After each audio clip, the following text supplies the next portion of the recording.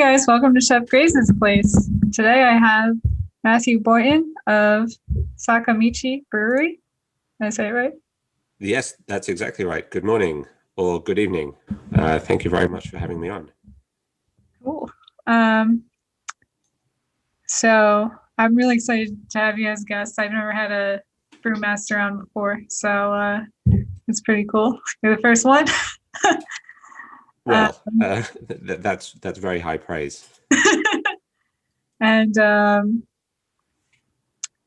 so Matthew runs a microbrewery in Japan, which is even cooler. I really do like Asian beers, but I think as far as Japanese beers in America, I've only really had like Sapporo, I think. They're kind of, aside from like those huge brands, like they're very hard to find here. So I was wondering, before we jump into your journey, could you just give us a little bit of background on the beer industry and history of Japan? Right, yeah. So Sapporo is one of the big beer brands over here.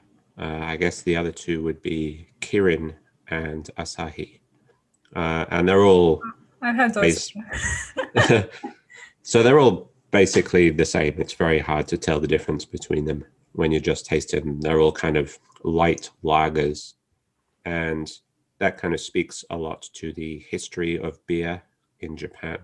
So originally, sort of the beer making industry as we understand it today was imported from Germany into Japan. So they brought across kind of light Pilsner style beers, and those have until recently been the only kind of beer that you could really get in Japan. That makes sense because those are very light beers. Yeah, I mean it's pretty hot here in the summer. It's currently rainy season here, so it's raining every day and it's very humid. And in that kind of weather, a nice light lager really hits the spot. So, I mean, you don't look very Japanese to me. So, how did you wind up in Japan? Do I not? Do I not look Japanese? That gives it away. Yeah, I've been here for a while now, 14 years or so. 14, yeah, even longer than that, maybe. So the reason I'm in Japan is because when I was at university in Edinburgh, I met my wife, who is Japanese. She wasn't my wife when I met her, but she was a visiting student. So she was over at Edinburgh University for a semester, and we met.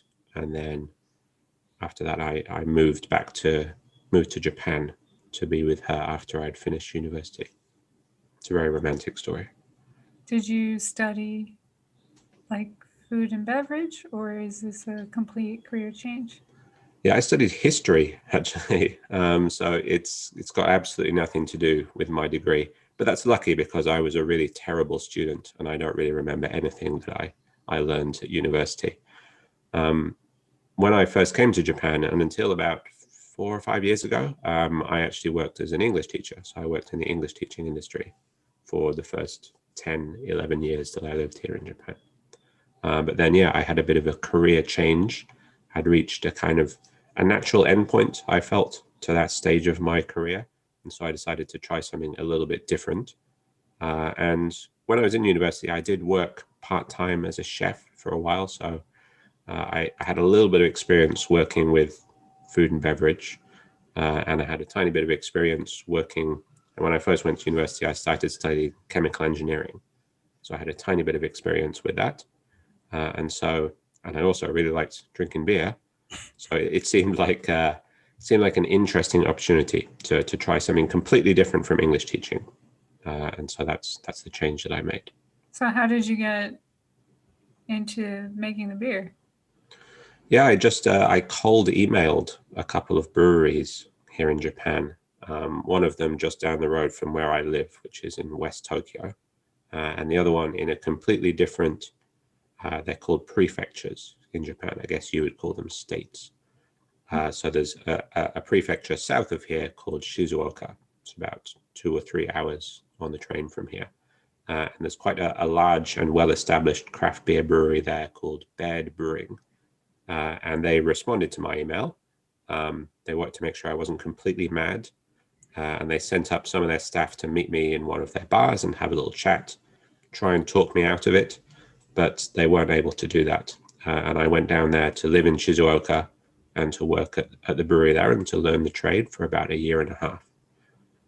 After I left there, because my family was still up here in Tokyo, so I moved back to Tokyo and I worked at a brewery here in Tokyo close to where I live, which is actually a sake brewery, but they also make beer, and I worked in the beer section.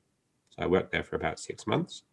And then in 2019, I decided to set up my own place, and that's Sakamichi Brewery. That's so cool. That's really interesting too. They made so for listeners, if you don't know what sake is, it's a rice wine. Is that what people primarily drink in Japan? Is that like the favorite? It's certainly popular, but beer is by far the main alcoholic beverage. Yeah. So it sounds like different types of beer are getting more popular now. Is there like in the States, we definitely had kind of like I don't know if you would call it a trend or like a resurgence of like microbreweries, gastropubs, that kind of thing. Is that what's going on there, or is it different? Or yeah, that's very similar to what's going on here. So there's been craft beer in Japan for a while, since there was kind of a law change in the 2000s. But recently, what was the law prohibiting? Like, it wasn't really prohibiting anything. It was to do with getting a license to run a brewery. So one of the requirements to get a brewing license in Japan is the minimum output of beer that you have to produce. And at the moment, in order to get a beer license, you have to be able to produce 60,000 liters of beer a year, which is quite a lot of beer. Sounds like a lot. It would be more than you could reasonably drink by yourself. But it used to be even more. I can't remember the exact figure right now, but I think in the late 90s and 2000s, that number was reduced to a level where you wouldn't have to have a massive facility in order to be able to produce that much beer. So craft breweries were able to start springing up. So I was looking at your website and you said that you were producing familiar beers and then beers that have never existed before. So that definitely caught my attention. What beers are you making, and what beers are you making that have never existed before? I mean, I guess all the beers that we've made have never existed before, technically, because we're making them for the first time. One interesting new beer that we made last year. We made this for Christmas. In the UK, where I'm from, at Christmas, there's a kind of sweet, a candy called a chocolate orange, which is shaped like an orange, and it's got individual segments of chocolate that are flavored with kind of orange oil. Where are you from in the UK? I was born in a town called Birmingham, which is in the Midlands, but I grew up in Scotland. I now don't have either a Scottish or a Brummie accent, thanks to that. No, you don't. My cousins they live in Glasgow, but oh, really? Yeah. But, have you ever been there? Oh yeah, I was there for I guess he would be my second cousin. He's my mom's cousin, but he's like 70, and he just got married. Well, congratulations. The House for an Art Lover. It's a Macintosh architecture guy's house or something. But we used to get those for Christmas all the time, and I loved cracking them on the table, but I thought they tasted gross. Okay. They are a classic English Christmas treat, though. And you're right, it's the shape and size of a cricket ball, which is a reference I'm sure all of your American listeners will get immediately. Of course. And you gotta whack it on the table to sort of separate the segments, and then you peel open the foil and you eat them. Anyway, that's a classic British Christmas treat. And so we wanted to make a beer that was similar to this somehow. Do you get So to we whack made on the table? that you have to whack on the table. Yeah, I can see doing that before you're able to drink it. You just slam the pint glass down. But yeah, we try to, where we can, use as many natural ingredients as possible. And there's a lot of really nice citrus fruit here in Japan all year round. There are all kinds of different citrus fruits that are produced. And so we made quite a chocolatey kind of porter, a dark beer, and then put in a whole bunch of orange zest into the boil when we were making it. And then we also, we dry zested it after the fermentation had finished. So the beer is kind of, it's finished fermenting, or the yeast has eaten all the sugar. Beer is more or less finished, and it's kind of cool in the tank. It's about 15 degrees. But then we get a separate tank next to the main fermentation tank, and we pass the beer through it. And in that second tank, we put a lot more orange zest, and that picks up a lot of aroma and some interesting flavor as well. And of course, you're speaking in Celsius, right? Yeah, sorry, I'm going to be speaking in metric the whole time. Just for the listeners, these Americans, Yeah, I'm slightly too young to remember non-metric measurements in the UK. Although the UK were a bit strange, we still measure some things non-metrically. So distance is still in miles, beer still comes in pints, and people are weighed in stones. But that's it. Yeah, the stones, like my cousins would speak in that, but I never remember how many pounds that is. I think it's 14 pounds. I'm not actually sure. Yeah, and I just, I always pictured them like being on like one of those classic scales with stones on the other side. Yeah. You've got somebody on the other end just loading up the stones to see how many of them you weigh. Yeah, okay, that must be some doctor's visit. But it's a really old-fashioned sounding measurement, and it sounds like a cubit or something. How many cubits tall are you? That's really cool. So the brewery in Tokyo that you can go visit, that's where the beer is made, and you can get a tour and there's a bar in there, or? There is a bar in there, yes. So the most crucial step is drinking the beer, and you can do that. Although actually from Monday, you can't do that for a little bit. We're having another lockdown here in Tokyo. So they're going to be banning the sale of draft beer right up until the Olympics start. But at the moment, bottling it then? Yeah, so we're still open for takeout sales. We have cans and bottles for sale, but we can't serve any beer from Monday. It's been kind of start-stop with this for the last few months here in Tokyo. That sucks. Yeah, it does. Yeah. But, it's important that we prioritize public health. That's the most important thing. And the vaccine program is starting to pick up steam a little bit here in Japan. Both me and Dan, who is my partner at Sakamichi Brewing, we've both had our first shots, and things are starting to speed up a bit. That's good. Do you because obviously that's a tremendous hit to your business if you can't be open. Are you distributing your beer in like supermarkets or something like that at all, or is it just strictly you have to go to the microbrewery to get it? Yeah, at the moment, the only way to get it is to come to our tap room, unfortunately. We're not at the scale yet where we can get into to retail outlets or even to start exporting our beer to America.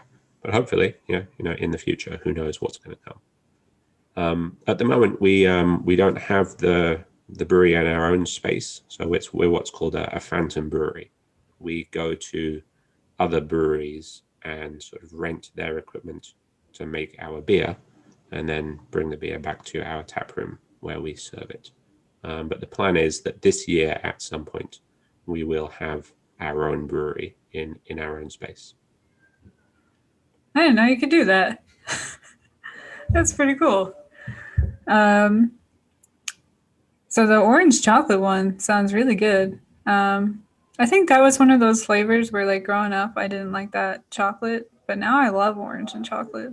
It's really weird. And I feel like the trifecta of that is the anise with the orange and that. It's really good.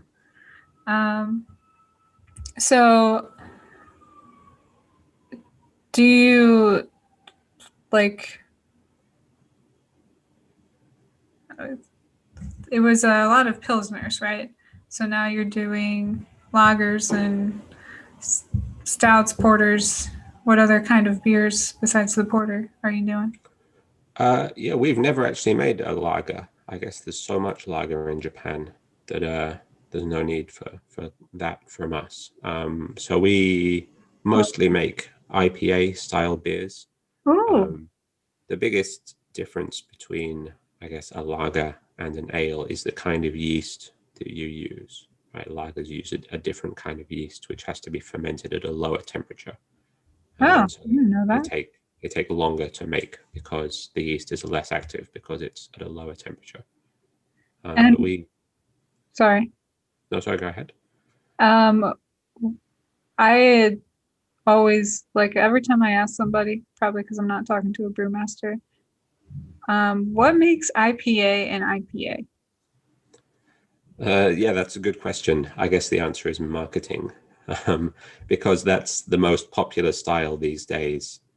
Lots of places call almost all of their beers IPA something. But traditionally, an IPA is brewed with an ale yeast, and it's brewed quite strong, like over 5%, and it would use a lot of hops as well to give it a lot of bitterness and a lot of hop flavor as well. So there's no like standard of it. There's no like it has to have X amount of hops or because it always seemed like there was some folklore that it is because it was going bad when they were trying to get it back to England or on the ships or something. So they made IPA. So is it like a certain amount of alcohol content in the beer is going to make it not go bad as quick? Yeah, that's exactly right. That's the folklore, isn't it? That's the story that this beer was being shipped from the UK to India, and I do literally mean shipped.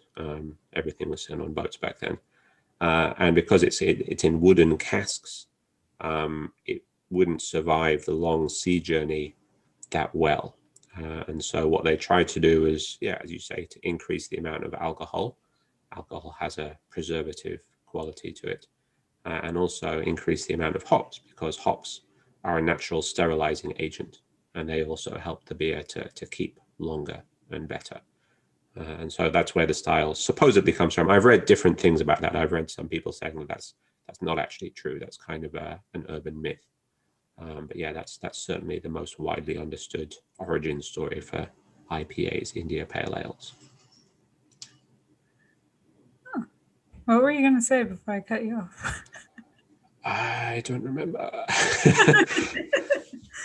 It was probably something really important and interesting, but I don't remember what it was. Cool. Can I ask you a question? Yeah. Where in the US are you at the moment? Right now I'm in good old Florida. Florida. What's it Yeah. like in Florida at the moment? It's kind of like the Wild West, but when it comes to like the COVID situation, it's basically like it's that doesn't exist. Right. But it depends. I mean, it depends on where you go. You see maybe like 40% of the people wearing masks, maybe, but I don't think they're planning any shutdowns or anything anytime soon. So, Mm-hmm. and then there's most of the news is focused on the collapse of that apartment building by my Right. Yeah. so That was terrible, wasn't it? yeah. It's interesting about the masks. I've been wondering about this. Like in Japan, there's no rule saying that we all have to wear masks. But basically, as soon as this all started, we all just did start wearing masks. I guess it's a cultural thing in Japan anyway to wear masks. So they were freely available. You could just go to any grocery store and buy them. But it seems like there's been a lot more resistance in America to the idea of putting masks on. Oh yeah, it's just I mean, it's really just the people, especially like people that are like older than me that don't really like still rely on cable news to get their news, right? Um, they they're very politically divided between the right and the left, and instead of masks being like a scientific issue, it became this political issue. In America, unfortunately, instead of doing, everything is like clickbait and like, tribal, like left, right. Like, it's so annoying because it doesn't let any voices be heard that are like, well, it's kind of a little bit of this and a little bit of that. Like if you wear a mask, but then like, there's so much new research coming out about that kind of stuff where like they're saying, well, it's kind of like, what's the viral load, and like if you're in the room and everyone has a mask on, but like, you have the mask on and it's got a little space and whatnot.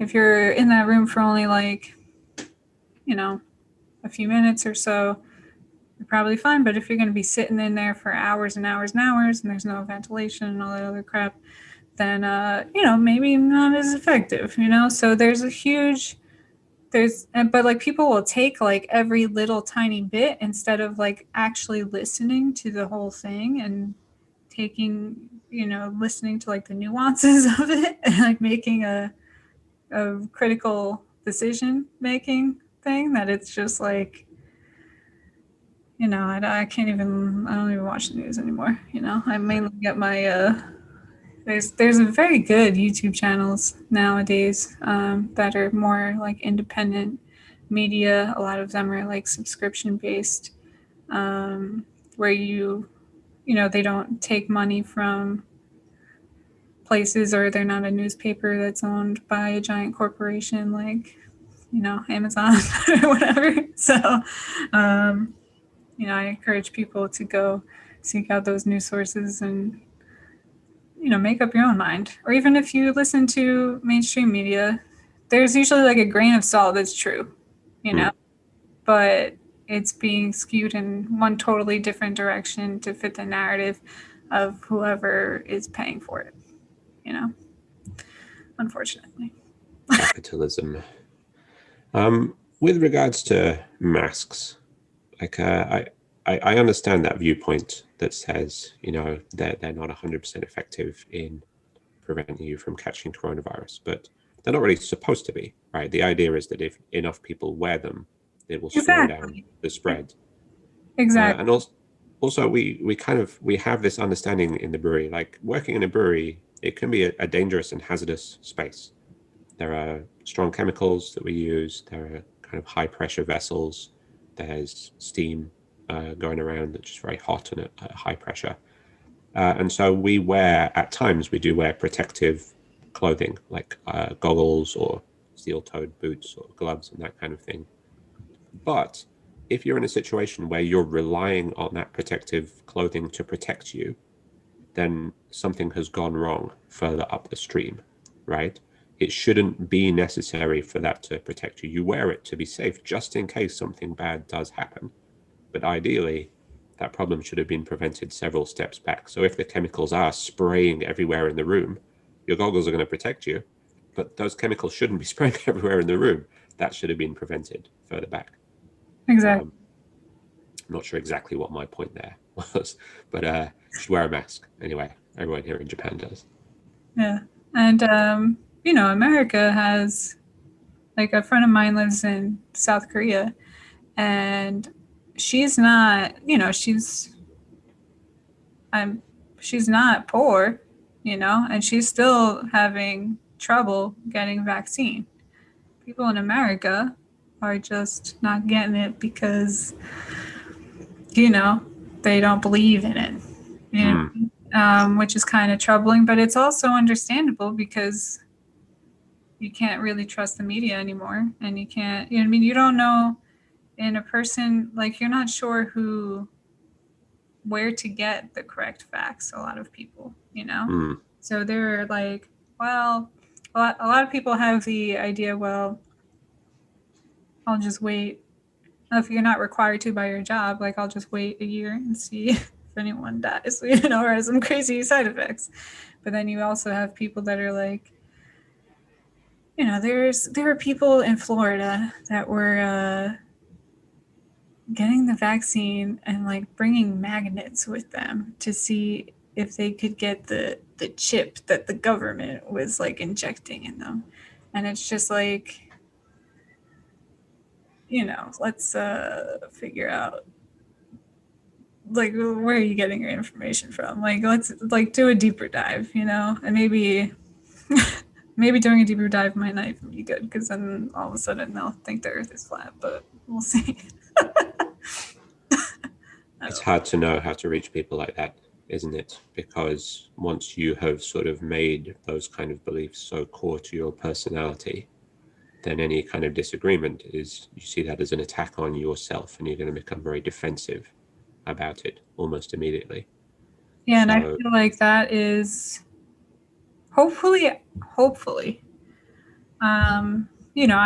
I lost both my jobs, but I kind of figured this out before the pandemic. Was so many people, their identity was with their jobs, right? Or with their beliefs. So hopefully, a lot of people lost their jobs. Maybe they'll stop identifying with, their jobs, and maybe say, hey, maybe I can just be a person that, likes to do all different types of things. And, but, when people's core identity is in this tribe of, flat earthers, or Democrats, Republicans, even, religion, or then it becomes a problem, because then you wind up arguing things that, if you took yourself out of it, or, like, you just changed, like, if, for instance, like, if there was a club called the Round Earthers, right, you would be like, that person's crazy. If you're a flat earther. So it's just to not be able to be like, oh, I changed my mind, is like a terrible thing. yeah, absolutely. And I don't know if there is a good answer to that, because everything seems to get subsumed into this big culture war, doesn't it? Like with the masks, or like with the vaccine, everything has to be part of this ongoing culture war. And for what? It doesn't really benefit anyone. Is there something different in how people live in Japan that kind of prevents the culture war, or what? So there has been some vaccine hesitancy here, but it's not really a partisan or a political issue. It's more that there was a scandal in the 90s, I believe, where there was some vaccine that was given out by the government, but it turned out to be not completely safe. And the Japanese government tends to be very risk averse.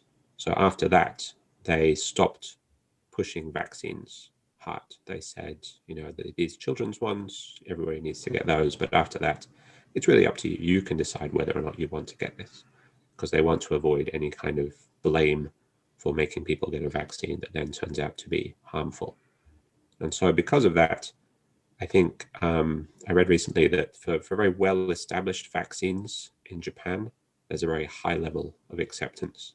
But for new or less well-established vaccines, there can be quite a lot of hesitancy because there isn't any kind of government program to encourage people to take them or to talk about the benefits of taking vaccines. Well, And I so think, sorry. there have been quite a lot of stories in the media recently about people who say, well, I'm just going to increase my immune system by eating healthy food, or I'm just going to wait 12 months to see if there are any side effects to this vaccine. I don't want to put anything unnatural into my body, which is a pretty self-centered way of looking at it.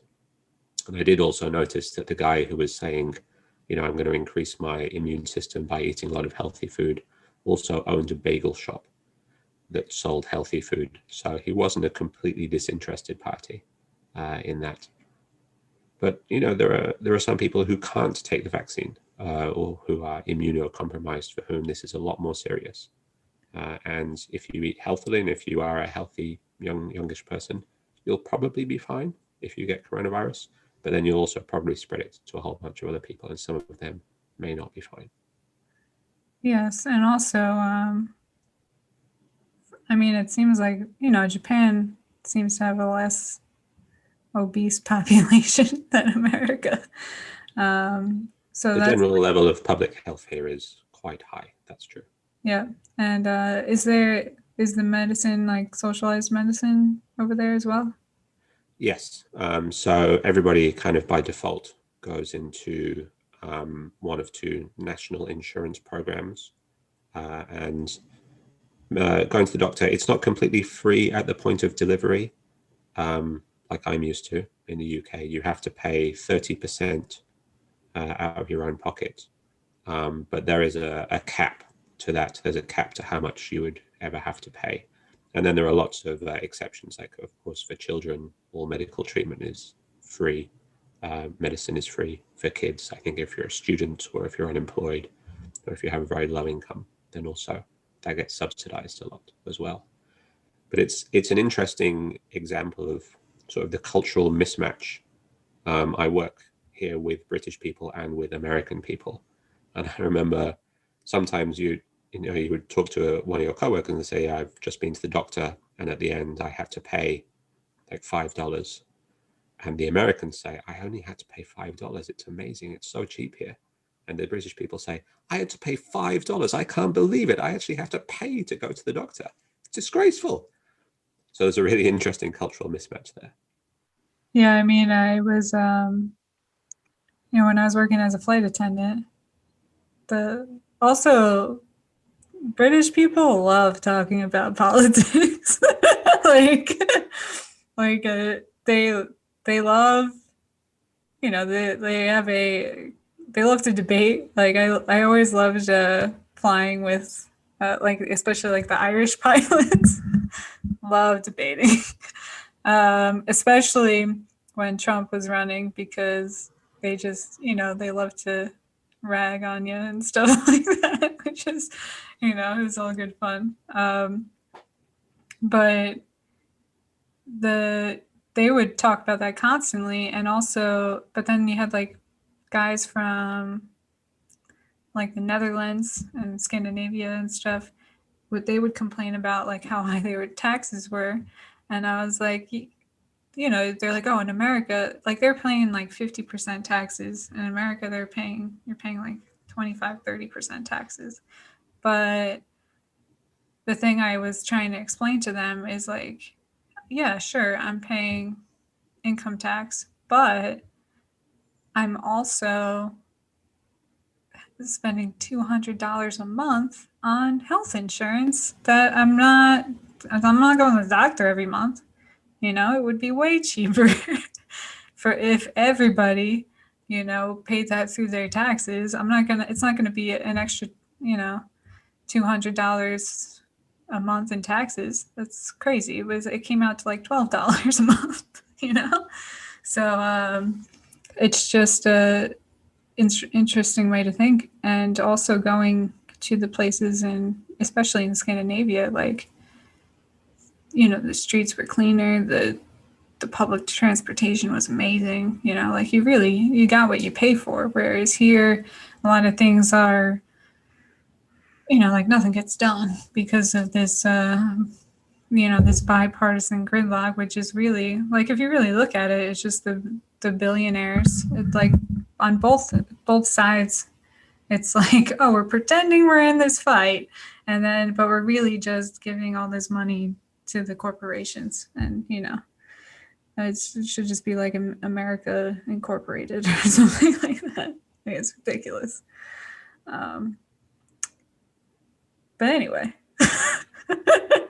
All that money's going somewhere, isn't it? And if you're not seeing the benefit of it, you got to ask, you know, who's really benefiting from this system?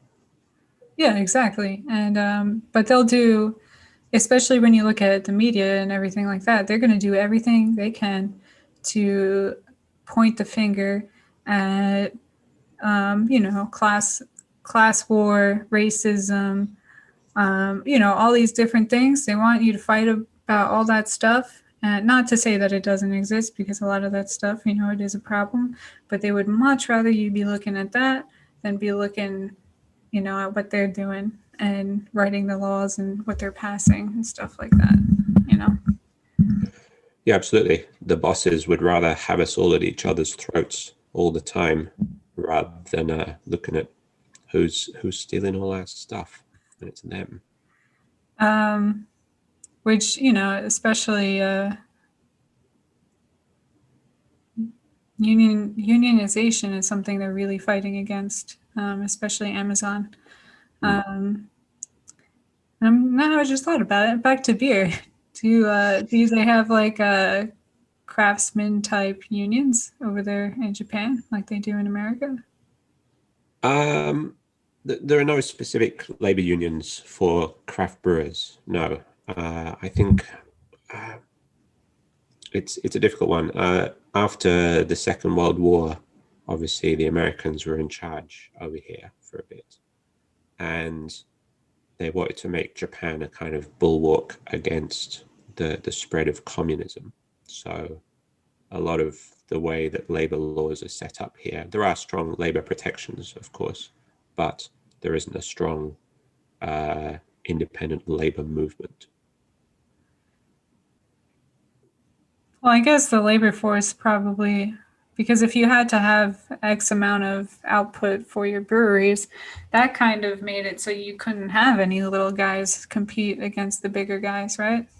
That's true, yeah. And there's a certain way of looking at the Japanese government that they kind of work hand in glove with the very large corporations, the zaibatsu, who run a large proportion of the economy.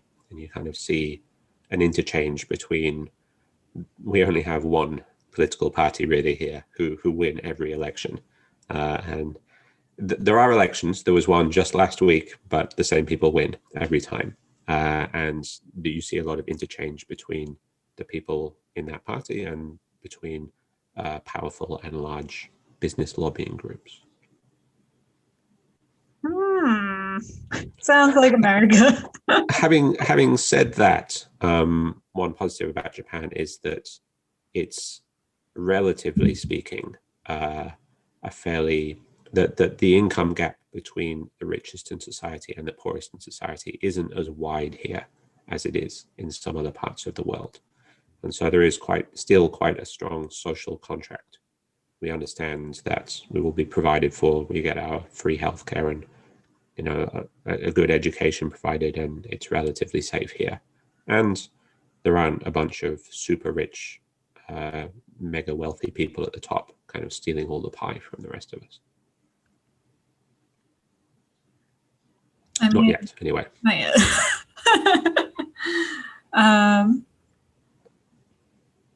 So, segue. I was thinking about the beer, and then, you know, thinking about having all these class things. Is there,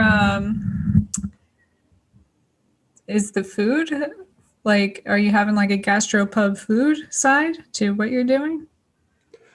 To specifically what we're doing at Sakamichi Brewing? Yeah. No, we don't do food at all. In fact, that was a decision we made when we were first setting up. Neither me nor Dan, my business partner, have any experience running a restaurant. You And told me you were a chef. I worked in a restaurant, but I think working in a restaurant, cooking food, and actually running a restaurant are two very, very different skill sets. That is, So I think they're also like in the town where we are, which is called Tachikawa, which is in the west of Tokyo. There's quite a vibrant nightlife scene here. There are a lot of good restaurants, and a lot of them do takeout as well. So we instead decided that customers can bring any food that they want into our tap room.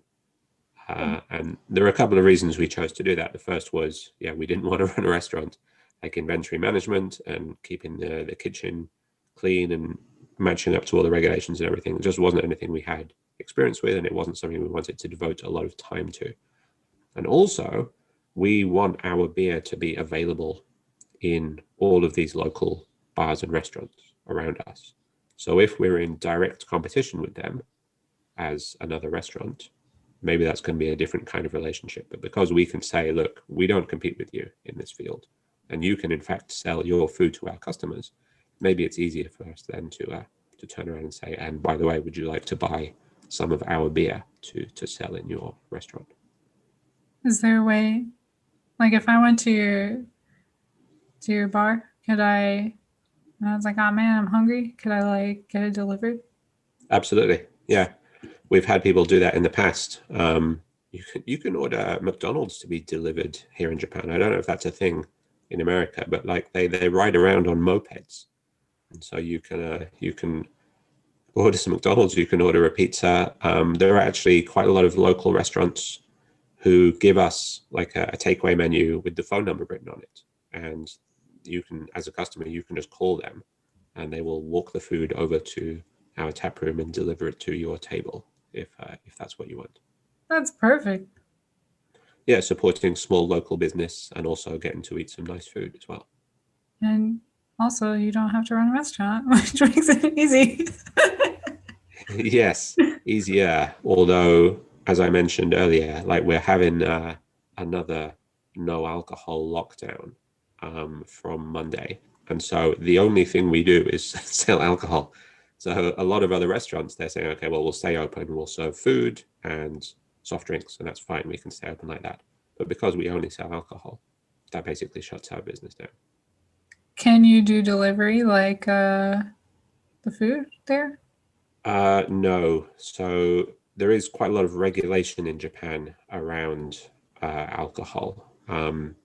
It's a bit of a bureaucratic nightmare, actually, just filling in all the different kind of forms and complying with all these different regulations. And you need lots of different licenses to sell alcohol in different ways. So, for example, we have two separate licenses in our space. One is to serve draft beer, and that's licensed by the local health office.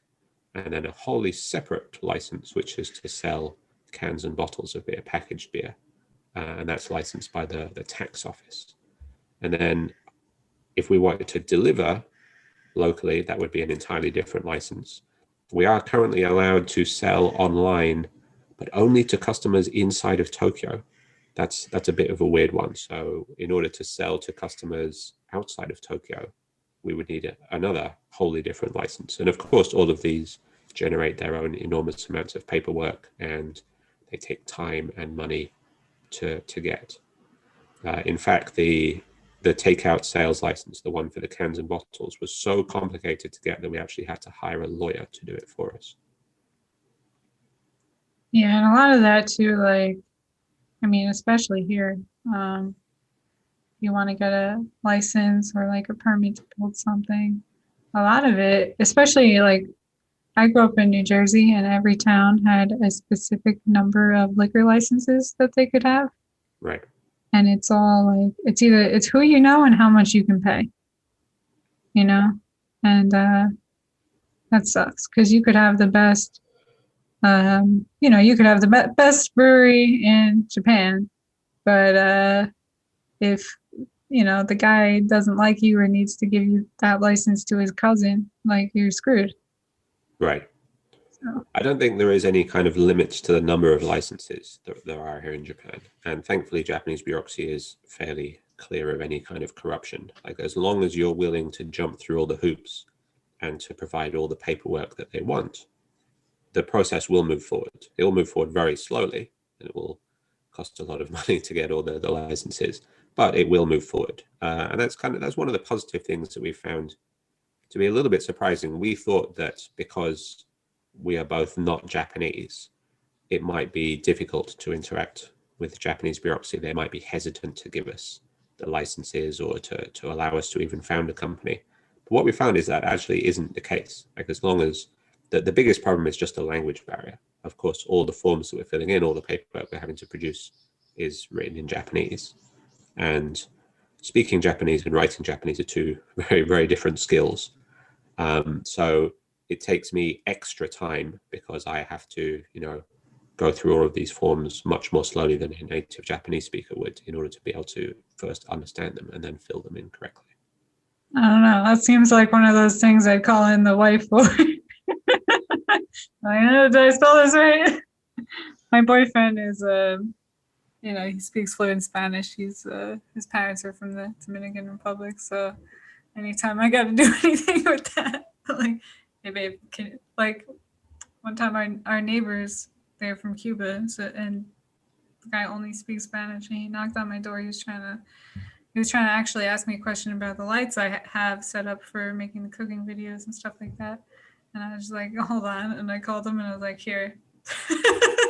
Because I don't know, imagine writing it, especially Japanese with all the characters.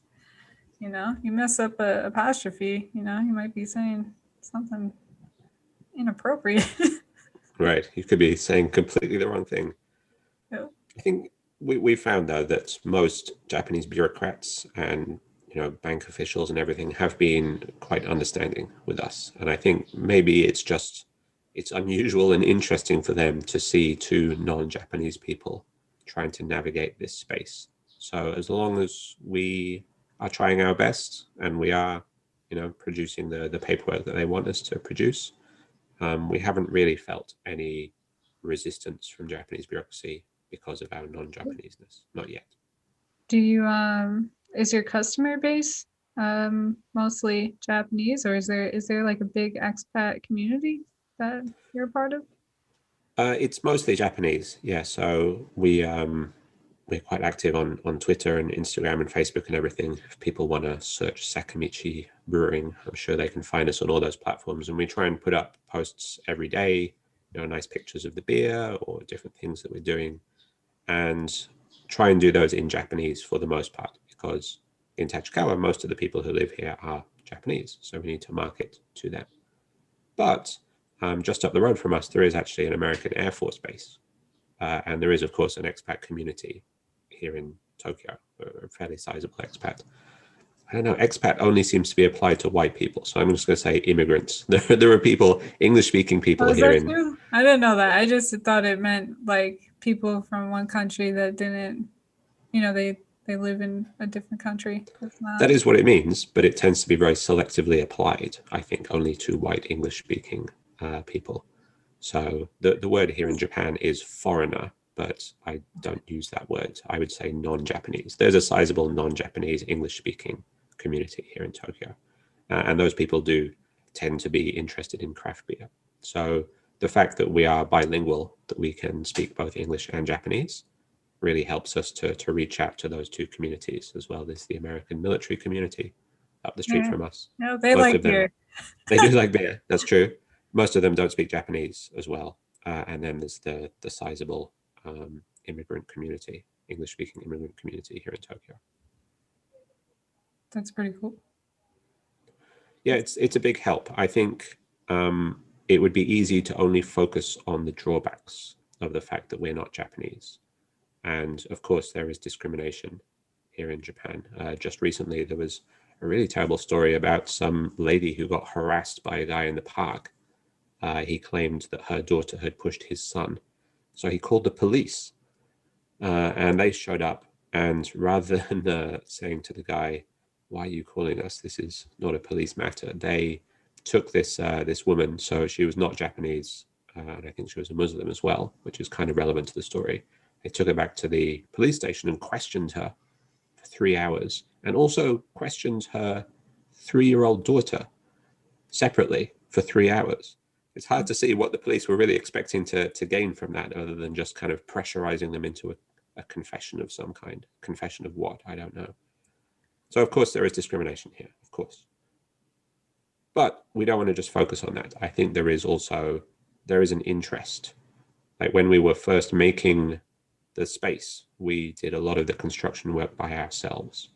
So we didn't have any money. So we were in our tap room and we were painting the walls and building the furniture and doing everything. And people walking past would look in and they would see 2 white guys working in construction here in Japan. And that was quite interesting and unusual. So that helped to build a bit of a buzz even before we had opened. People were curious about what was going on and what was being done there. You built the furniture. We built the furniture. It cost, we were looking around, even for secondhand bar stools, it cost about $100 a stool. And we figured out that we could make them for a lot less than that. So we just made them. $100 a stool. That is expensive. There's no IKEA in Japan. Well, there is, but we didn't want the bar stools collapsing while people were sitting on them. Please don't sue me, IKEA. That was just a joke. I'm exaggerating for humorous effect. But yeah, we wanted to have something a little bit unique, and so making the furniture ourselves, it puts our own stamp on the space. I don't speak Japanese, so does Sakamichi mean anything important to you? Yeah, it means steep road or mountain road, and that's the logo as well, right? We've got the mountain and we've got the road underneath. And the reason for that is that me and Dan, the co-founder of the business, we originally met and became friends through cycle touring. We enjoyed just putting like a tent and our stuff on the back of a bicycle and riding around Japan, different places in Japan. I will say one of the really great things about Japan is that you are never more than half a kilometer away from a flushing toilet, no matter where you are. So Wow. Big thumbs up to you, cycle touring in Japan. And so whenever we were out on these tours, it would usually be Dan who kind of planned the route, put it into our little GPS computers and everything. And every time without fail, we would find that we would have to ride up a staircase, or one time quite memorably along the top of a very thin sea wall, with a 60-foot drop on the other side. And the joke every time was, oh, this is a very interesting road that you've chosen for us. What an interesting road we're finding here. And so when we were trying to think of a name for the business, we wanted it to be Japanese. We wanted something that was easy for Japanese people to say. And that phrase, interesting road, kept coming up. And it wasn't possible to translate it exactly into Japanese, but we thought that Sakamichi had quite a nice ring to it, and it sounds good as well. It's easy for both Japanese speakers and English speakers to say as well. And yeah, that's why we're called Sakamichi Brewing. It does mean steep road. So sometimes we get customers showing up at our tap room, which is built on a completely flat road. And they say, I don't understand why you're called Sakamichi. It's not steep here at all. I was expecting you to be on the side of a mountain. But that's quite nice. A few more drinks, you'll change your mind. Yeah, you'll be crawling back to the station. But it's a nice in to sort of explain the story of how Dan and I met whenever people ask about that. So is Dan, was he originally a brewmaster, or how did he get into the beer business? So Dan's from America. He's from Ohio. And a few years ago, I think he felt like he was a bit of a rut. So he decided to take a bit of a break to do something a bit different.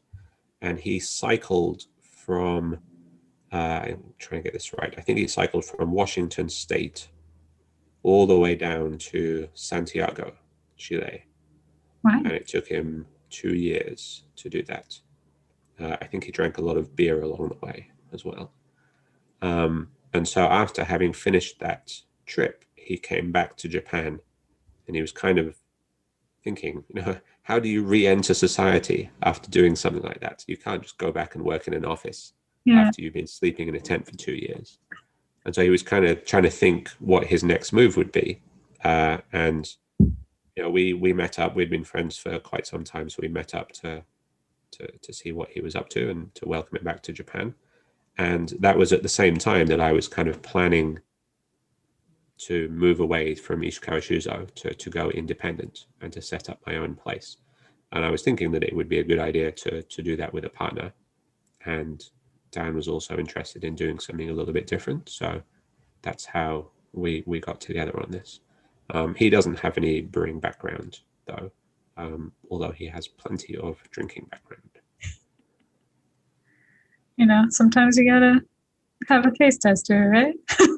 It's absolutely the most important step. We can make whatever beer we want, and it can be the best beer in the world, but at the end of the day, somebody has to drink the stuff. That's true. And customers sometimes think I'm joking when I say, no, you have the most important job in the brewery, but it's true. What would be the point in making this beer if nobody was there to drink it in the end? That's true. So are there any beers that are interesting that you're working on right now? We recently made something called a cold IPA, which is like I said, IPA is mostly marketing these days, and we're always trying to think of new kinds of IPA. So recently there was a thing called a mountain IPA. In America, you have your East Coast tradition of IPAs, which are kind of juicy and hazy, not that bitter. And then you have your West Coast tradition of IPAs, which are quite dry and very bitter and very hoppy. And so the mountain IPA is kind of a mix between the two. So I guess the mountains are in the middle. So it's juicy and fruity, but also bitter and dry. That's a mountain IPA. And another new one that has been developed is something called a cold IPA, which is fermented at a lower temperature than ales usually are to give it a much cleaner kind of finish, almost like a lager, but with a lot of hops in it as well. So we brewed something called Headwind IPA together with a few other breweries who are friends of ours here in Tokyo. And so that's lower and slower. Why are you calling it Headwind? Yeah, that's a good question. We didn't actually come up with that name. As I said, this was a collaboration between 3 breweries and our good friends at Shiokaze. The brewmaster there is another American guy. He's from Michigan, a guy called Chris Poole.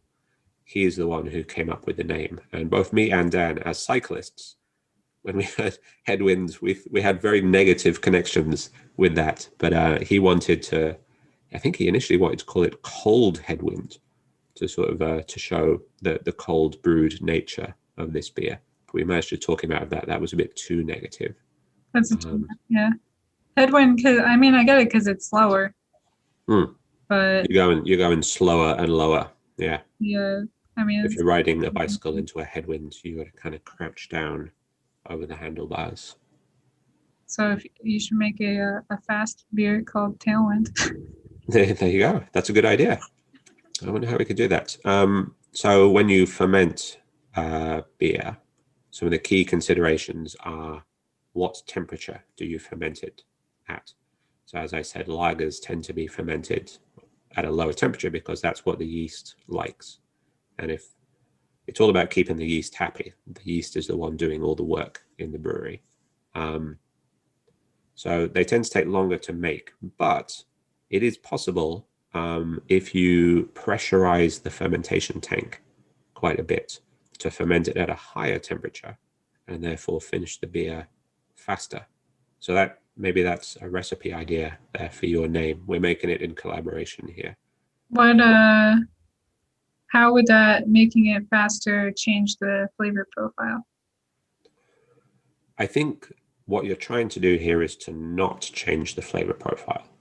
So the big problem with lagers is that they take so long to make because the yeast moves so slowly. So you want to be able to make it faster, to be able to use that tank for something else to make a new beer. But you can't increase the temperature because then the yeast would be unhappy and it would produce off flavors.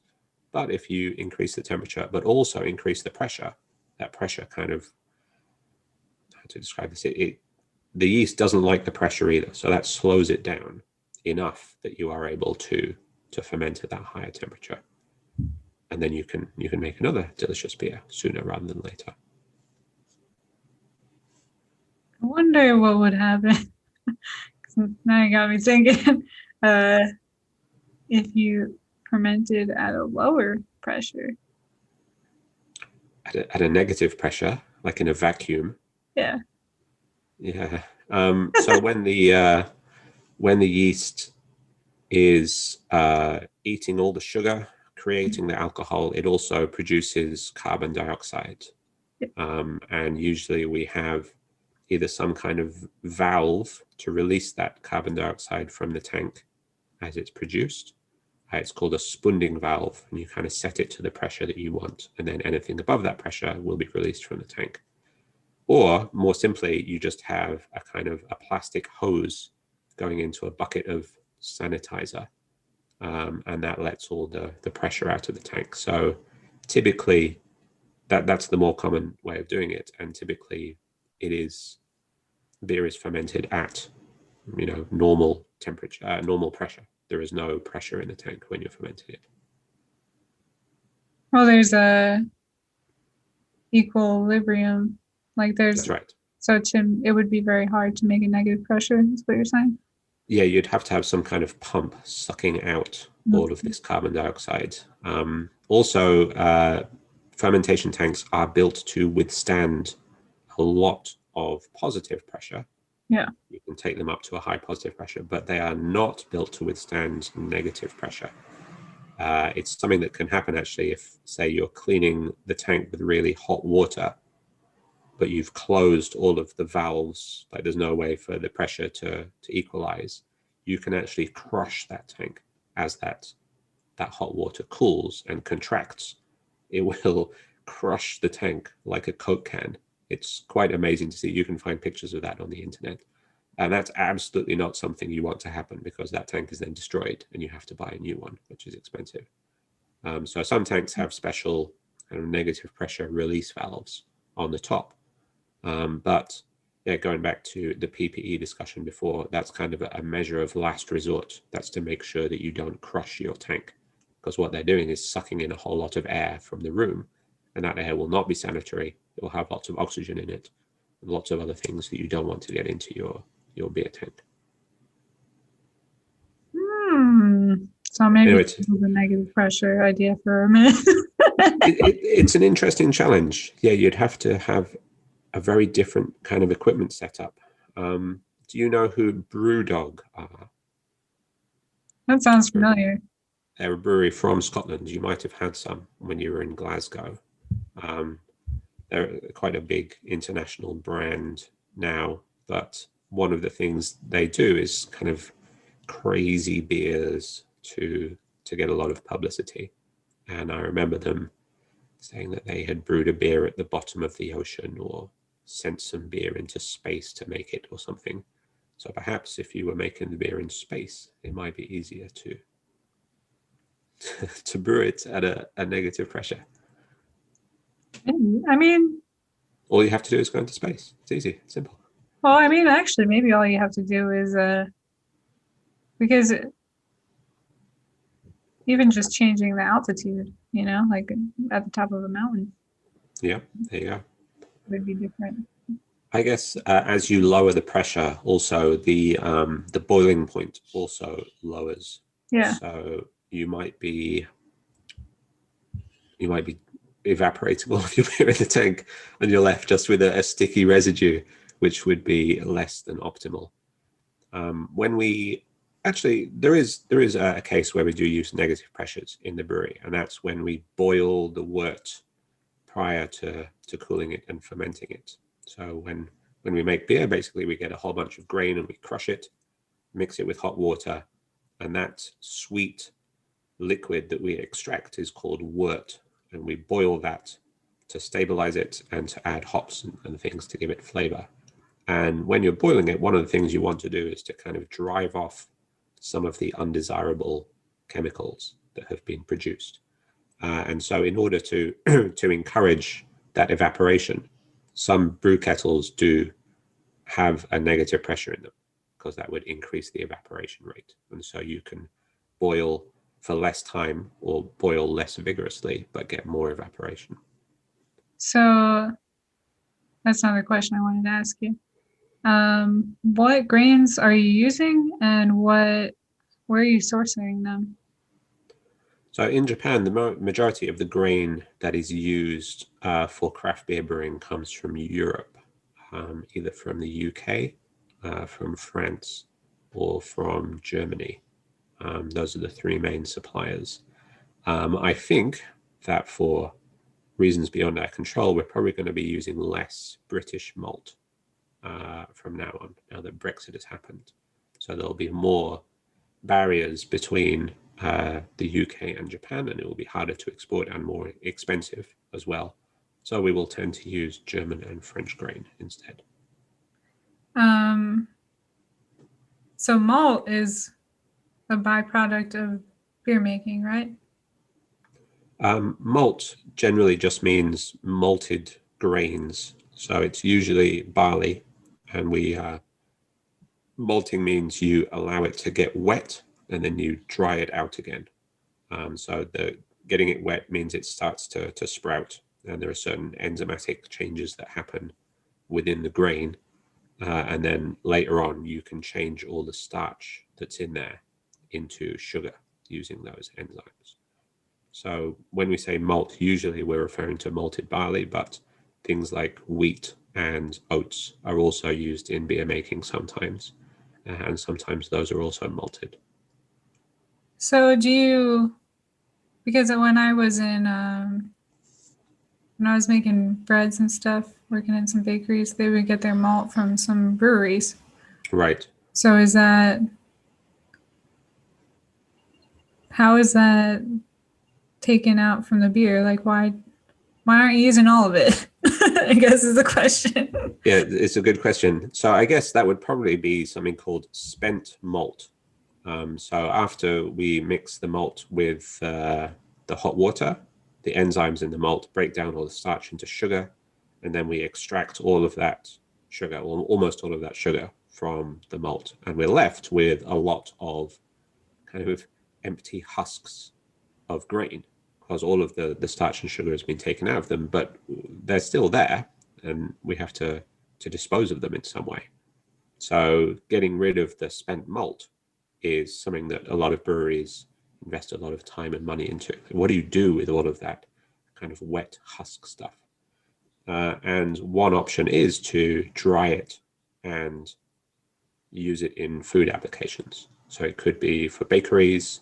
Sometimes it's used for animal feed.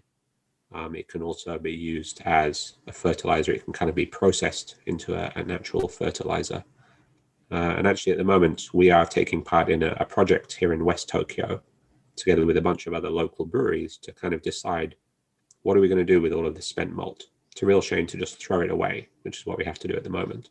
So is there some application? Is there something that we can do with this that is more sustainable, kinder to the environment? And we're working with a local agricultural university to figure out a way that we can collect and treat and use this spent malt. So is that always in the form of a powder? Because the stuff I was using in the bakery, it was almost like a molasses. It was a liquid. Okay, that's interesting. So it was kind of a thick, sweet liquid. Yeah. All right. So that was probably the hot, sweet liquid that was extracted from the beer, the wort. And then if you kind of boil that down and really condense it, you can get that kind of product. So I wonder if the brewery was doing that somehow. The spent malt is usually, they're still grains. They look like grains of barley or of wheat or of oats, but they're empty, basically. There's nothing left in them. It's a lot of fiber. Yes, there is a lot of fiber. So it's quite good for using in baking. So that's why I thought that's what you were talking about. You can use it in baking because it adds a bit of fiber and a bit of texture to the bread. Yeah, good flavor. I think I always thought like I just assumed because I'd worked with this liquid malt that the powdered version was the dried out version of the liquid and not the ground up husks of where that liquid came from. So that's interesting. Learn something new. You can get malt extract as well, which is a way of brewing beer, and that's where somebody else has taken the hot sweet liquid and processed it for you, and you get kind of just a big can of really sticky molasses like stuff, and that is a really condensed version of the wort, and then you can mix that with water to reconstitute it into wort, and you can get powdered versions of that as well. It's called malt extract. And that's what you'd make the beer out of then. You can do that. Most craft breweries don't do it that way. We work from the whole grains ourselves, but home brewers do occasionally work like that. So if you're making beer in your kitchen at home and you don't have space to process a whole bunch of grains, then you can buy that malt extract and make the beer that way. Maybe that's what we were baking with. And that could be it. There you go. There we go. The mystery is solved. I mean, growing up, I loved, I don't know if you had it over there, but it was Ovaltine. It was a chocolate malt powder. Yeah, I'm familiar with Ovaltine. It's delicious. You can make that with the powdered, the spent malt, I guess. Yeah, so I think Ovaltine is made from malted grains of some kind, right? So I'm not sure if it's exactly the same kind of grains, but yeah, they would be malted in the same way that the grain we use to make beer is malted. I think it would be really cool. I mean, I'm gonna to make make ice cream with that. Or my boyfriend loves it's a Latin American soda. It's a Malta. Okay. And it's a soda. I don't like it at all. It tastes like, it tastes like chocolate malt without the chocolate. So like, but a lot of it's super popular. So maybe somebody wants to start a soda company over there. Growing up and watching American TV shows and movies, that was one of the classic American settings that we imagined that all Americans spent time in. The malt shop, right? That's where you go. Oh, the ice cream shop. Yeah. And you get a malted milk.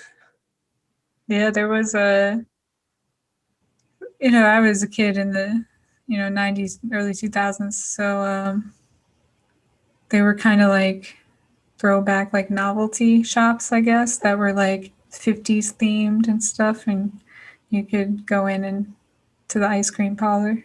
That was cool. There's still a couple of those around, but I think it's dying out, unfortunately. Both fortunately and unfortunately. Depends. But I used to go. It wasn't like a canny or like, it wasn't like that tacky like 50s poodle skirt themed one. We used to go to this place called Holston's all the time. And it was actually it was the place of the final scene in The Sopranos. Oh, wow. So, and now like if you go back there, they have like a plaque on the booth where like everybody sat and stuff, and you could sit in the booth that was in The Sopranos. It's pretty cool. But that's a very New Jersey experience, I feel like. So New Jersey. But it was fun. The ice cream is good too.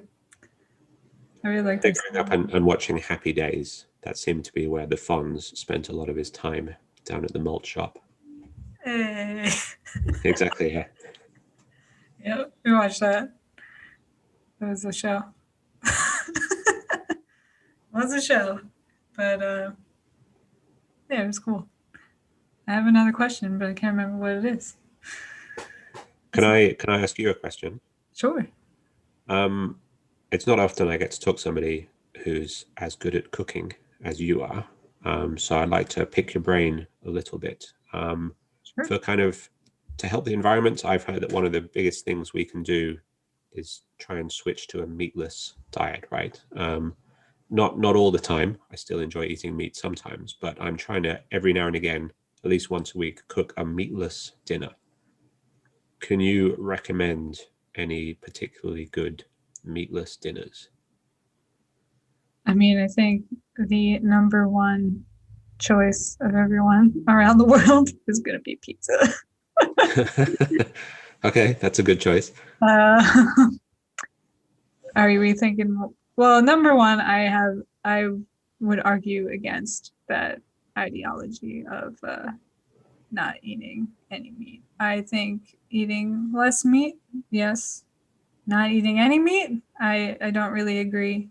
And I also that brings up the question about sustainability, right? So and because it drives me very crazy because talk about echo chambers and especially like you have the in America you have the right and the left, you have like all these kind of um, food trends that become very like cult like and religious, and like these diets that like keto or veganism is the biggest one, right? That is pushing this narrative of no meat, right? Ever. You don't need meat. And I don't think that that is true. They'll argue. I'll tell you a quick story. I won't say any names, but so being a chef and then going into being a flight attendant. One of the things as a chef that you have to learn is they call it HACCP here. I'm sure there's something similar everywhere, but it refers to hazards and critical control points, right? And a huge focus of this is the temperature danger zone, as we call it. And it's more fun if you say it like that. But it is between they'll change it they always change it. It'll be 41 to 141 or 40 to 140 depending on like the edition of the book you got for the test you have to take for sanitation so they can continue to make money. But if food is in that range, you have to keep it, you can only keep it out for a certain amount of hours, right? Before you're like, all right, it's at this mark of no return, which is usually it's the 6 hour mark, really. And you got to throw it out. You can't serve it. I think it's you have to check it. It depends on what it is, but you have to check it constantly. Have your thermometers in there. But if at 4 hours, you can take what they call corrective action, where you could cool it down and reheat it later. But at the 6 hour mark, throw it out. So as a flight attendant, when you work in the front of the plane, you're responsible for the crew meals for the pilots, right? And a few of the most important things for the pilots, they're not allowed to eat the same thing, obviously, because if you have a chicken and it's got something wrong with it and all the pilots eat it, everyone's going to be trying to go to the bathroom instead of flying the plane. So everyone has to eat something different. And you want to make sure that it's safe for them to eat. That's your responsibility. So when I came down from break, I would do very long flights. So this flight was like 10 or 12 hours or something. I knew all the food in the ovens that they have. They have like basically industrial steamers. Had been out too long, not just for the pilots, but for the passengers too, because that's when we had heated everything up. So I threw it out. So the first officer decided was a miserable guy. Miserable. I think because he was vegan and he was hungry all the time. But I'm sure he would argue. So before this, I had already started a debate with him because he was trying to tell me that like we could get all our B12 from algae and we don't have to eat meat. which is not true. And also that would cause another imbalance that would not be great for the earth either. So, he got so mad when I threw out his meal because I didn't know that it was in there and it was specially ordered vegan for him. He came out, so he got in this argument with me about, veganism, all that other stuff. And then went back in the cockpit and we were doing the service and we hear the announcement for the plane landing and we're like, what the, So he came out, was so enraged about his ideology and me not agreeing with him. He forgot to tell me that we're landing early. And it was quite a scramble and we had to throw everything, lock everything up really quick and, make sure everyone had their seatbelt on and land the plane. But it's just, to be so blinded by your ideology that you're not even doing your job is ridiculous. But that said, all of the studies and the common studies, or the studies and the documentaries, right? Because everybody has Netflix now.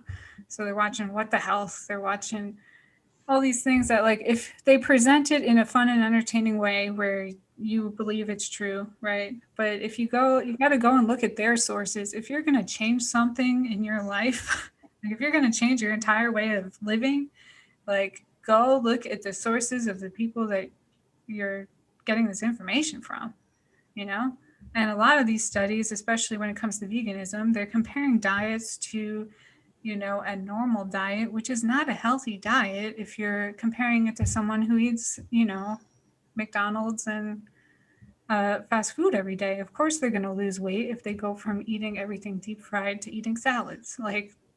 Duh, But they don't look into, and they'll give you all this kind of outrage,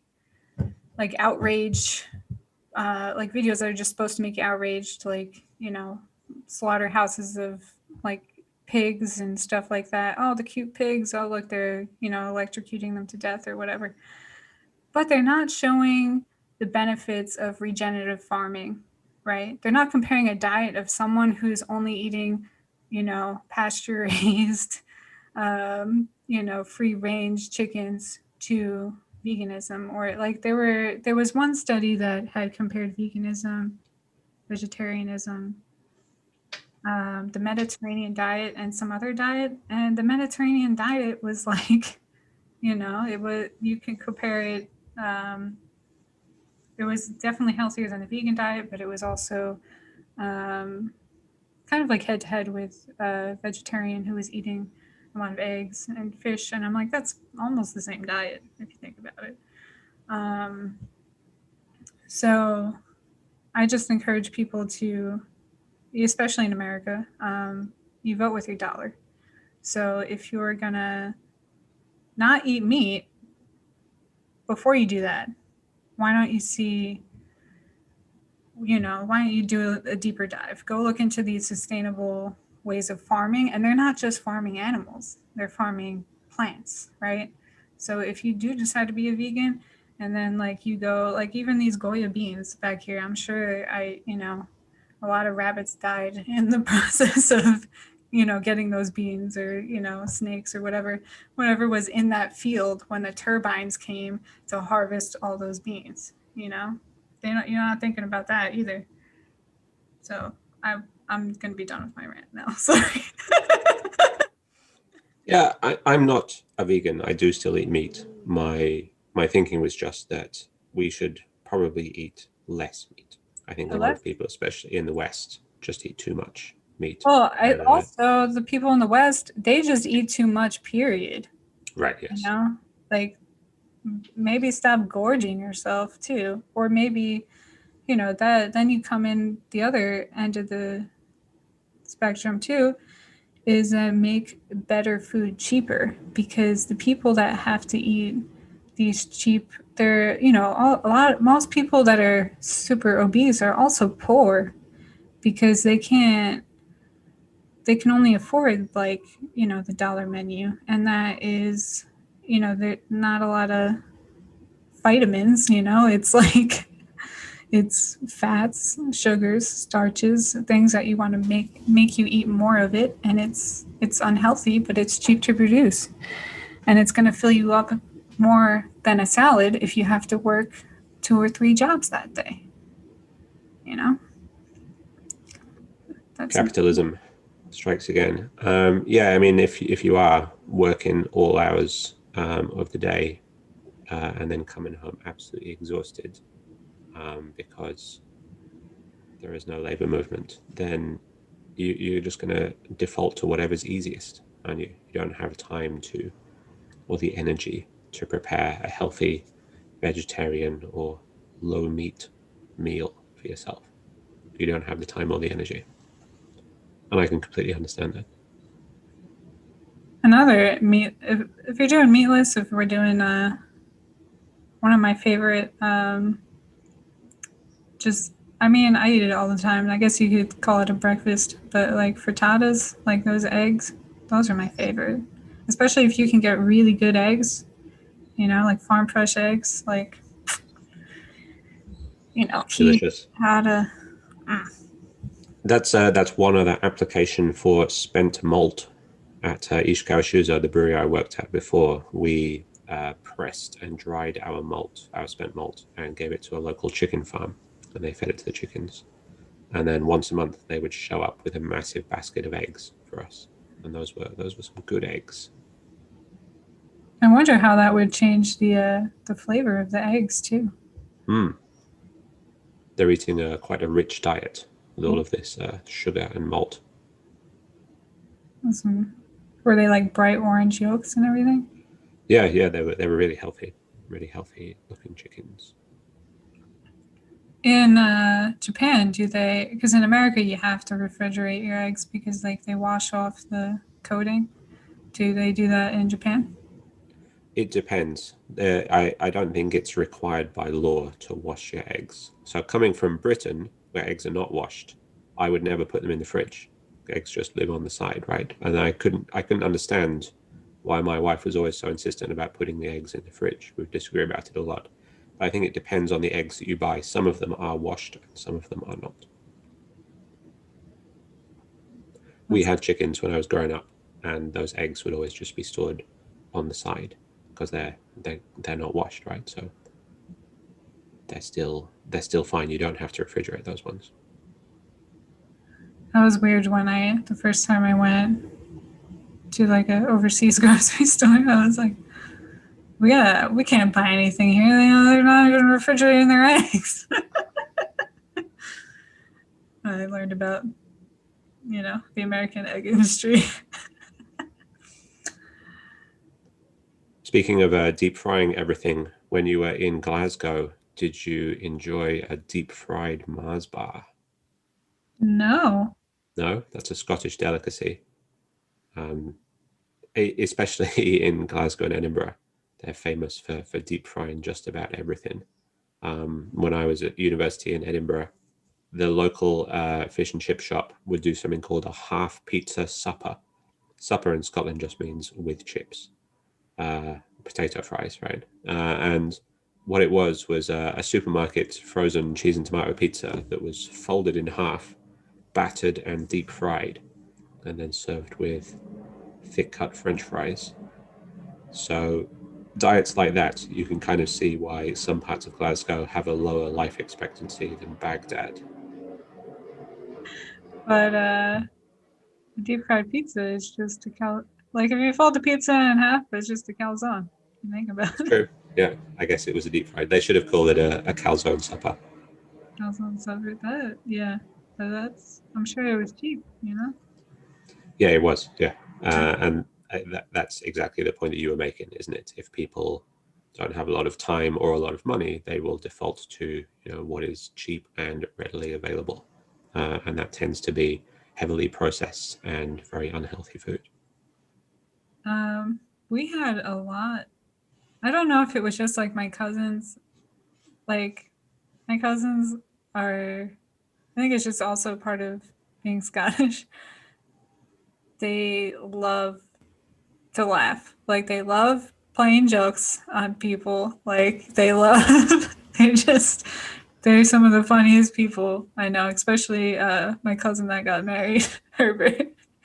So I remember and in a very smart way too. Like the humor is very smart, and it's like I remember going over there as a kid and being like, "Why you talk funny?" And he'd be like, "No, you have an accent. I don't have an accent. You talk funny." And I like, I didn't get it, but he thought it was so funny that I didn't get it.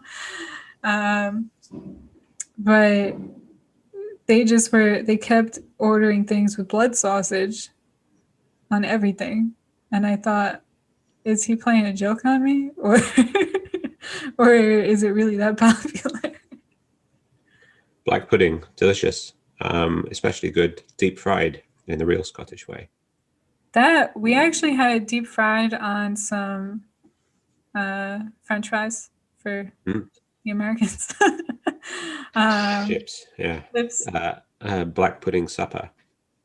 That was good. That was good. They kind of tried to do like a nacho type thing where they crumbled it and they had it on the chips, and they had some kind of like cheese and onions and stuff. It was really good. Wow, onions. That's a vegetable showing up in a Glaswegian dinner. Very unusual. I mean, they were caramelized, so you know.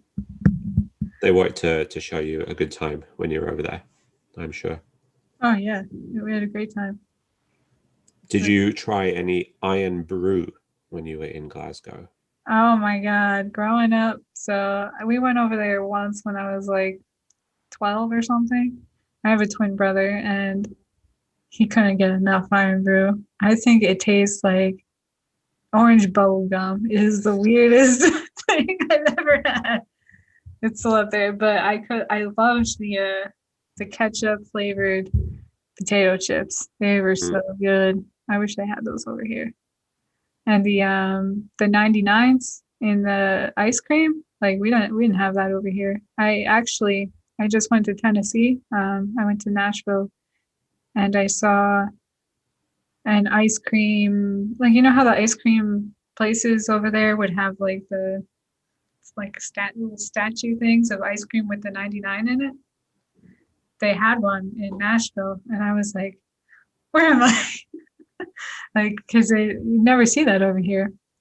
But yeah, I would, I'd always talk about going to get the ice cream with the 99 and that stuff. How do you Sounds like? like, yeah, delicious. Like it's a soft serve ice cream with a flake chocolate stuck in it, right? Yeah, Which you can crumble over the top and eat it.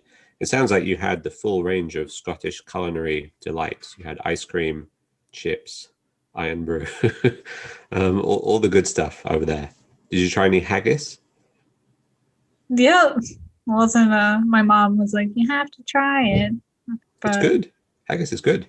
I think I had it when I was like when I went over the first time, and I think they were just they were trying to gross us out because we're little kids and they were they wanted to be entertained. It's really fun to mess with little kids like that when you're an adult. Did they take you on a haggis hunt to hunt the haggis? They did. I think maybe. I remember them saying something about that, and then we went to Loch Ness, but it was so foggy that you couldn't even see it. And You then couldn't see the haggises scampering around in the heather. yeah, I think they just kind of dropped the joke like after they got there because they were like disappointed that you couldn't see anything.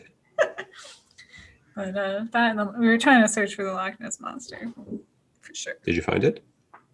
That was too foggy. Did you? But how do you feel about Iron Brew? There was a time in my life that I enjoyed iron brew. In Edinburgh, if you go to the chip shop and you get a bag of chips, French fries, they come with salt and sauce. So not vinegar, but a kind of really watered down brown sauce. It has a lot of vinegar in it, but it's kind of sticky and unctuous, and it sticks to the chips really nicely. But kind of the grease of the chips and the stickiness of the sauce starts to coat the inside of your mouth after a while. And so you need something to cut through it. And it turns out that iron brew is an excellent solvent for that kind of thing. It looks like an industrial solvent as well. It's a very bright orange color. isn't it? Yeah. And so, yeah, with a bag of chips on the way home from the pub, a nice big bottle of Iron Brew is an excellent pairing. Would you ever make a beer that tastes like Iron Brew? That's an interesting question. Yeah, I wonder if it would even be possible to replicate that very unique flavor. I can't describe the flavor of Iron Brew. I think, what did you call it? Orange bubble gum. It kind of does taste like that. The rumor is that it's made from girders, right? It's made from actual iron, which I'm not sure if that's true, but it would No be. way. Yeah, you'd have to make it a sour beer, wouldn't you? That's kind of the latest trend, the latest fashion in brewing. Lots of sour beers. And when I was How do back you in make a Scotland, sour beer? you make a beer and then you make it sour, basically. So when you there are a few different ways of doing it, but the most common one is something called quick souring or kettle souring, and you mash the grain and the hot water, and you extract that into the wort, that hot sweet liquid. You boil it a little bit to sterilize it, and then you inoculate it. You cool it down and you inoculate it with some bacteria called lactobacillus, and those will over time sour the beer. And you have to kind of leave it for a day or 2 or 3 days, check the pH, and when it gets to the correct pH, you boil it again, and that kills all the lactobacillus. Thanks, guys. That's the end of your shift today. And then you ferment it as you would a normal beer with yeast and everything. I don't like sour beer. Maybe you just haven't found the right one yet. I used to not be a huge fan. I remember being really weirded out by it the first time somebody suggested trying it. And I've found also that when I drink a sour beer, especially like a really sour beer, something with a really low pH, the first sip is often a bit like a kind of slap in the face. It feels so sour. But the subsequent sips are less like that. They're less aggressive. I don't know if the pH in your mouth kind of adjusts to the sourness of the beer or something, but you can really appreciate all the different flavors that go in there. And especially in the summer on a hot and sweaty day, it can be really refreshing. I just found, there was like a huge sour beer trend in Philadelphia when I was living there. It was like 2010, 2011. And I was just like, why? Like, I really tried to get into it. And I had one that was like it was also had cherries in it that was good. Or, well, it wasn't like I could drink it. Let's put it that way. But I was just like, why am I paying more for like skunked beer? That's what I felt. But which It's leads, true, isn't it? Yeah, I mean, in the past, all beer would have been sour beer eventually, right? Because they were stored in wooden casks and because sanitation wasn't as good as it is now. So over time, all beer would have spoiled and gone sour. But it turned out that some beers really suited that, or sometimes the local microflora climate had a really good mix of bacteria and yeasts that produced a really interesting flavor. so do you play with the different strains of like bacterias for different flavors? Some places do that, yeah. So typically for quick souring, you just use one kind of lactobacillus. But there are some places, and that's called quick souring because you can do it quickly and easily. But there are some places that do it in a more traditional way, where they will kind of have a soup of mixed cultures of different kinds of yeasts and bacterias that produce a really complex and interesting flavor, which they will sour their beer with. But that takes a lot more time and much more careful management as So well. that's similar to like bread making, like a sourdough starter. Exactly. Yeah. So you've built up that's your own particular yeast starter, haven't you? And it has its own characteristics. And it's the same for those kind of mixed culture sours. There's some there's actually some bread starters, but they have to be taken care of very well that will use lactobacillica because obviously could go could actually go bad, you know. Right. Yeah. Um, I mean, it is going bad, but it's going bad in a very controlled way. Yes, in a way that's like not going to make you sick, but or even even like blue cheese, injecting bacteria that way. It's good. It's good stuff. Mm. Would you ever do kind of? Well, I guess you're not doing the food. Would you do like collaborations, like pairings with the restaurants that way? We haven't done yet. So we opened in March last year. Oh Really wow. just classic timing on our part. And so we've never been open in a world without COVID. For the whole time of our opening, it's been like this. And so before we opened, we had all these ideas and plans of events that we wanted to run and different collaborations we could do with local businesses. It's all kind of been put on hold because we don't want to have lots of people eating or touching the same utensils and things like that. But once things do get back to normal, yeah, we have plans to work together with either local restaurants or local food trucks. Food trucks aren't really a thing in Japan yet, but they're starting to take off a bit. And there's one guy who we know in Tachikawa who runs a taco truck. And it would be great if he could come and park his truck outside when we're having an event, and provide food for our customers. And who knows, maybe we could prepare a special beer, some kind of Mexican light lager to go with those tacos. I mean because the lighter beers, I mean like Coronas, stuff like that, Tecate. We don't use that word. Oh yeah. I mean, I was happy when people stopped buying Corona because it made it cheaper for me. Always on sale. You mentioned the word skunked earlier, and I think that one of the key flavor profiles of Corona beer is that skunky kind of flavor, which partially, I think they add some chemicals in, but also it's in clear bottles, right?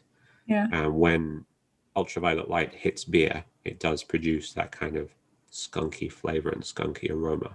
So I don't know whether it's deliberate that they use the clear bottles to get that flavor profile, or they get that flavor profile because they've always used clear bottles. But that's one of the reasons that Corona tastes like that. Huh. That's why the lime is key. Yes, you need the lime in there, don't you? Speaking of flavor profiles, one of the flavor profiles that I don't really enjoy in beer is, but how do I? It's people think I'm crazy when I say this, but like Hefeweizens, they taste like bananas to me. Mm. I Yeah, don't. absolutely. What is that? What is that bacteria? Like what makes it taste like that? Those are esters produced by the yeast, and depending on the way it's fermented, the particular kind of yeast you use, and even the recipe. So the grains include kind of precursor chemicals that get turned into those esters. You can sometimes have a really strong and pronounced banana flavor. In fact, it doesn't really taste like banana to me. It tastes like those kind of banana sweets. It tastes like what you imagine bananas to taste like if you've never had a banana kind of thing, doesn't it? Yeah, like And the artificial banana flavoring. exactly, yes. Or And something.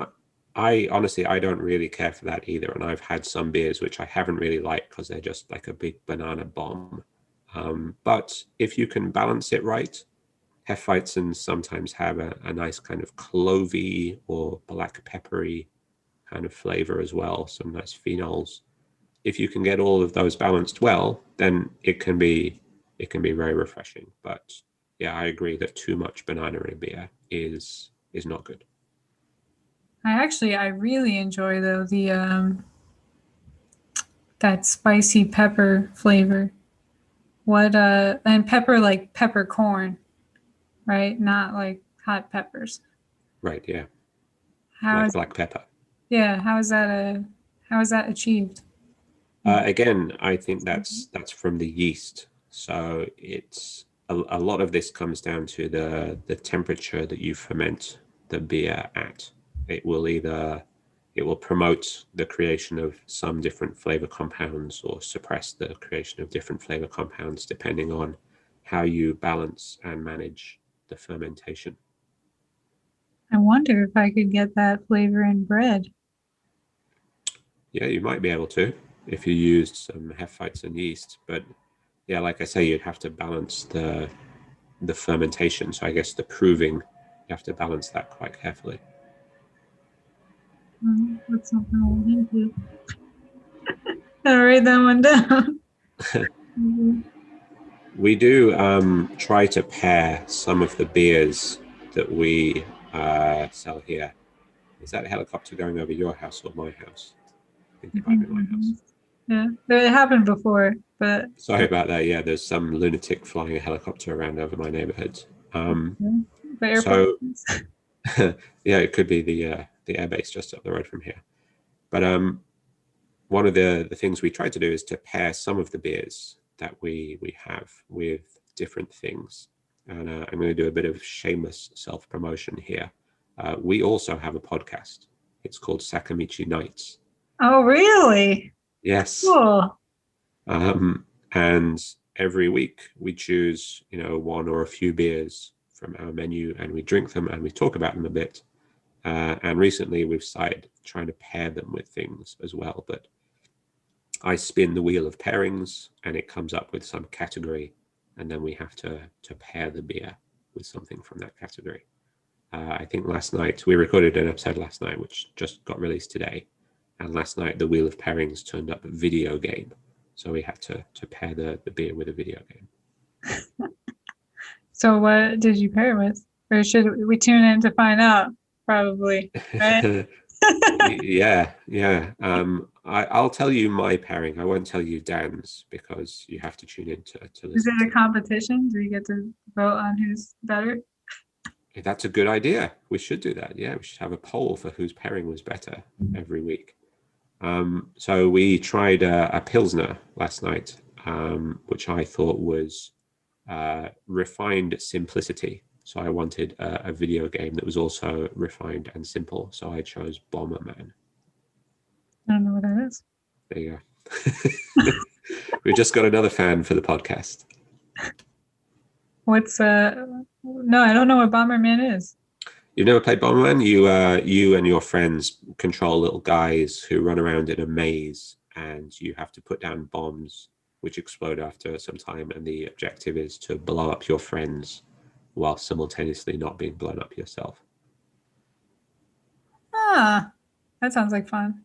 What decade is that from?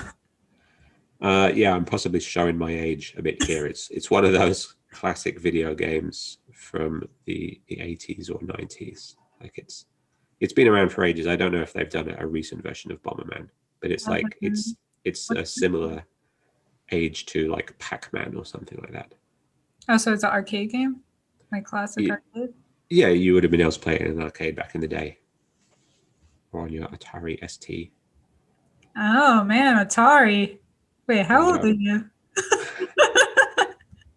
You look very young. You look too young for Atari. That's what I'm gonna say. I'm a student of history. That's true. I mean, video game. I was showing my age the other day. So Florida, like most apartment complexes down here, they have a pool. So I'm in the pool, and it's just like all these little kids. Well, not little, like probably between 8 and like 13, 14 or something. And they were just like throwing a football around. And I'm like, they're looking at me like, who's this? Is this? I don't think they actually live here. I don't want to put them on the spot, but I don't think they actually live here. I think that they live at one of the other ones that like doesn't have a pool, but like there's no gate on my apartment complex. So like, you could get away with whatever you want. And so I taught them how to play this game called Goofy, where like it's a racing game, but like you think of the category, and then you have to shout out things in the category, and if they guess the one you're thinking of, you yell Goofy, and then you start the race, and like whoever wins gets to be the person who picks the category. We used to play it all the time when I was a kid, and so we picked video game consoles. This will be easy for them. I picked a Nintendo 64, and none of them had any idea what it was. I was just like, oh my god, I'm so old. They were like, Nintendo Switch. Nintendo. I was like, it's an old one. They go, Nintendo DS. I was like, oh my god. If I picked a Well, Atari, we would have the been like, Nintendo 64 would have been released years before any of them were born, yeah, right? but it's a classic. Like, I still It's know what just an true. Atari is, you know? So it's just like, come on, guys. That does sound like a fun game, though. It was a fun game. And these kids, they're always there and they're not. I was actually very surprised because they're like, oh, I'm gonna go. I kind of want to play the game. And like, so I kind of had distracted them away from going and playing Fortnite. So I was like, cool, got some kids to be physically active and like not just be in the screens. But it was just like, it's a fun game. I played it all the time growing up. So, Can I tell you a Florida story? And you can rank this on how Florida it sounds. okay. One of our regular customers is an American guy from Florida. He told me a story about when he was growing up. So near his house, there was kind of a drainage ditch out there. And when it rained, I think he said, lots of snakes would come and collect in this drainage ditch.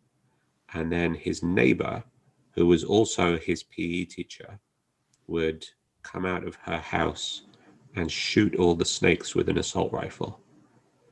And just the image of a lady shooting a pit full of snakes sounded like one of the most American things I could possibly imagine.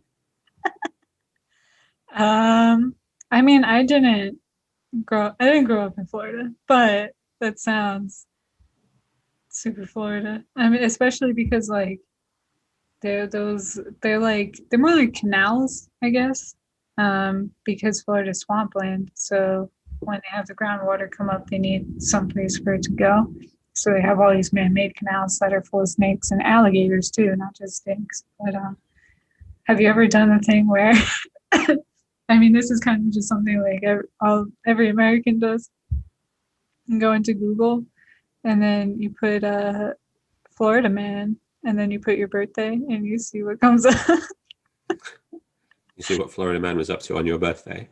Yeah, because it's like in the news, it's always like a Florida man and just like the most ridiculous like thing to get arrested for, like that you possibly could do. I don't remember what mine was, but Yeah, judging by the snake story, it seems like people do get up to some fairly ridiculous things in Florida.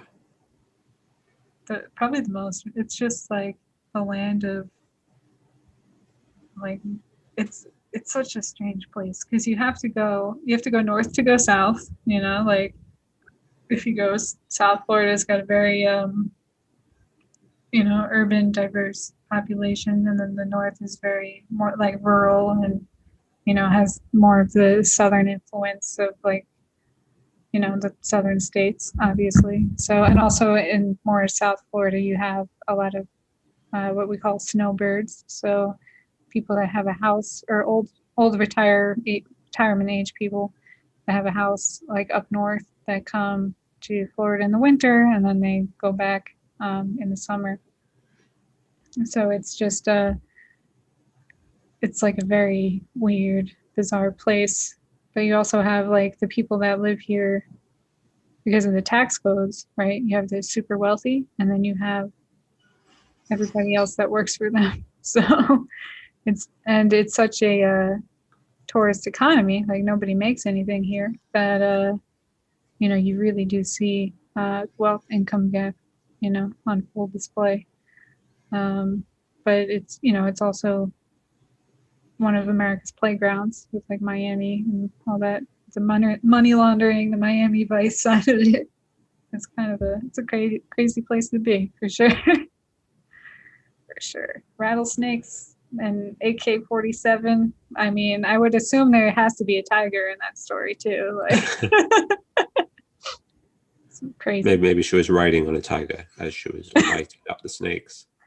Probably. So you got a guitar Sounds back great. there. Yeah, I would love to visit someday. Someday. Yeah, it is fun. A lot of people, it's a good vacation destination. Do you play your guitar on your podcast at all? No, I can promise that I do not play the guitar in the podcast. All right, just wondering. But yeah, we've been talking for like 2 hours now, so. Thank you very much for taking some time to talk to me today. It's been really fun. Yeah, thanks for going. Hope I didn't get too nerdy for everyone with the technical talk of beer, but I was really interested in learning more about that, and I feel like I learned so much about the culture and everything. I hope everything goes well with the lockdowns and stuff. So. Yeah, we'll be all right. If you are ever in Tokyo, please do come by. We're in Tachikawa, which is in the west of Tokyo, just a short 5-minute walk from the station. And if you're not in Tokyo, then you can hear more of my voice on the Sakamichi Nights podcast every week. All right, I might. I'm definitely gonna listen. Maybe I'll. Maybe we could do an episode or something. That would be fun. Yeah, that would be fun. We'd have to figure out a way of getting the beer to you so you could taste it and say what you think about it. Hey, maybe sometimes we have American beers in, so we could figure out a beer that we both have access to. That'd be cool. Yeah, I saw you with a picture of a t-shirt, a Voodoo Ranger, on your website. We had an event last weekend, like a small event, a Voodoo Ranger tap takeover. So we had a bunch of different kinds of Voodoo Ranger beer on tap, and then we had some merch from the brewery. So everyone who got a beer got a raffle ticket as well. And then the ones who we raffled off some t-shirts and some hats and some stickers and things like that. I like drinking that beer, but the logo with the skeleton and everything is cool. It is pretty cool, isn't it? Yeah. Yeah. All right. Well, yeah, I'll talk to you. Talk to you next time. All right. Thanks for watching Chef Grace's Place. Definitely go check out this podcast. I'll have all the links in the description, and I'll see you guys next time.